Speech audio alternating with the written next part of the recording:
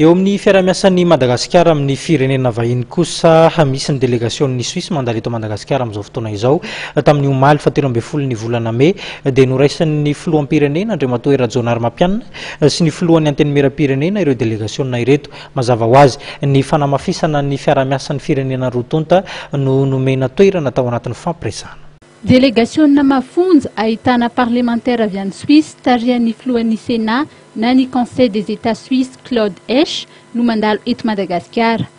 Omaly dia noraisin'ny filoham-pirenena Rajaonary Mapianina teny amin'ny lapam-panjakana teny Avoloha izy ireo. Ny mikasika ny fiaraha-miasa eo amin'ny firenena roa tonta izay efa naharitra 50 taona no nifantohan'ny dinika. Nanao tatitra tamin'ny filoham-pirenena malagasy momba ny fanatanterahany tetika Matoy izay nitanterahana tamin'ny faritra Vakinankaratra sy Antsinanana ny délégation. Nisoran'ny délégation ihany koa ny ezaka tanterahan'ny fanjakana entina iarovana ny fampiasam-bola Suisse eto Madagasikara. Manome tosika ny mpandraraha Suisse ho avy ampiasa vola eto Madagasikara, ny fisian'ny fifanarahana eo amin'ny Suisse sy Madagasikara ho ny filohan'ny Sénat Suisse.